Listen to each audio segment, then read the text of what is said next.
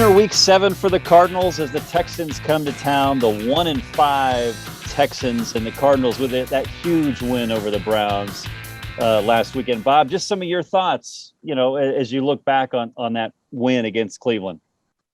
Man, it was adversity all around them, and they didn't seem to flinch one bit. And it was a total overall team win, Brian. I mean, from the coaching staff who melded together in Cliff Kingsbury's absence, a bunch of players out with positive tests for COVID, injured guys out, and next man up all around. And, that's why they're 6-0. I mean, they've won games differently almost every week. It's been a different way. But this team now, to me, cemented itself as a veteran team ready to handle anything that comes its way and won't be denied. I don't know how far they're going to go, but I'm telling you right now, they convinced me after 6 weeks. And they were showing it every week. But that game in Cleveland showed me a ton. They're for real. They're the best team in the league. And until somebody beats them otherwise, that's the way it's going to be. Greg, yeah, I mean, Bob's right on so many points there, but what did the Cardinals prove to you in that Browns victory? And they it's like whatever your stuff is, they're going to find a way to neutralize your stuff. I didn't know they had it like that. The defensive line, getting to Baker Mayfield 5 times. Baker is not an easy guy to sack, and the defensive line was disruptive. They were creating problems. The secondary was right place at the right time. But the thing about it, these guys, it's like Max said, they played Tennessee and Derrick Henry. They don't let these guys run the ball, right? They play the Browns, and all of a sudden they're this, ball hawking.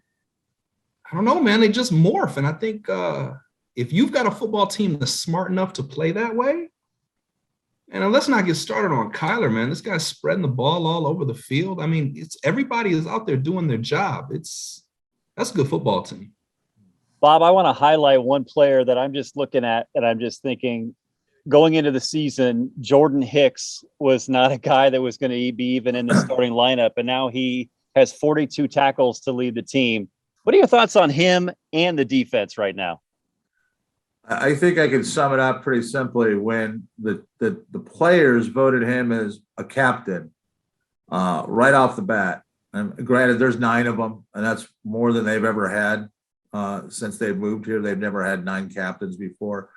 The fact they made sure that their guy was a captain, and he's the only guy, as far as I know, that has run out there for every single coin toss all season. He's been the one guy that's been out there for all 6. And by the way, they won all 6 coin tosses with Jordan Hicks leading the way, which I think is unique. Hicks has become an MVP of this defense. There's been so many of them. Byron Murphy, Buda Baker, Chandler Jones, J.J. Watt, who's really come on strong the last few weeks.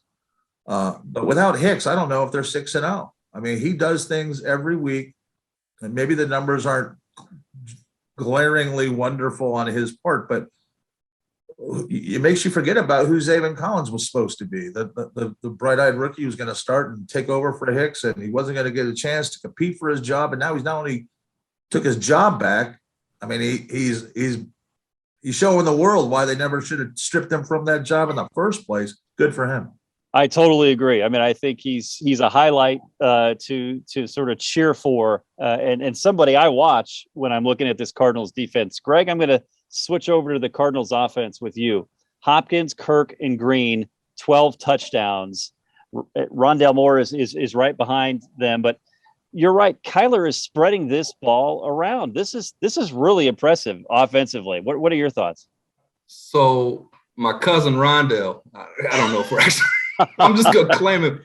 Listen, I was saying to Mac in Cleveland, that guy just has a nose for the sticks, right? Like if you throw the ball to Rondale Moore on 3rd down or in some crucial situation, he figures out a way to get 1 yard more than what he needs, and he gets himself out of bounds. That's a smart rookie, man.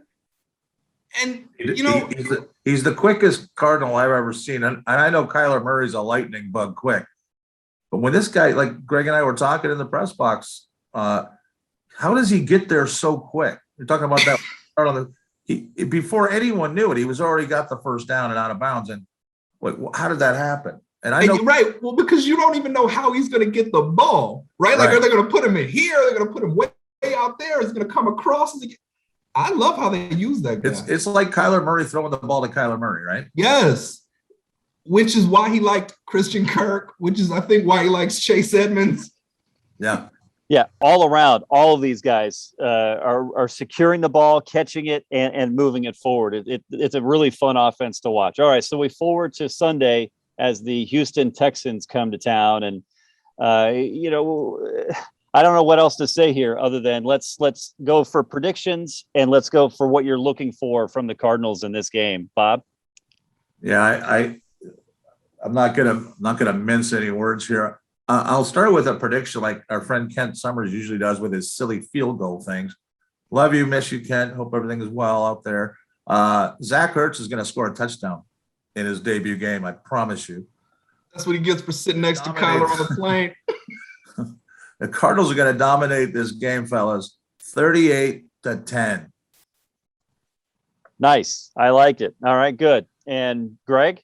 All right, so I got to start by saying this is not financial advice, right? Everybody's gambling these days. This is not financial advice. But what's the over-under? 17.5. No, that's oh, I'm sorry. By 17.5. Yeah, you know, I didn't write that down just because they're favored by more than 17.5 points. What does it matter, the over-under, right, Bob? Right. Yeah. All right.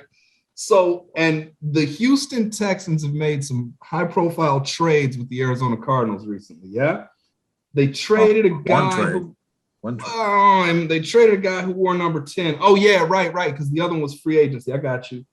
So look, so the Cardinals have J.J. Watt, right, who wears number 99, and they also have DeAndre Hopkins who wears 10. So that's 109.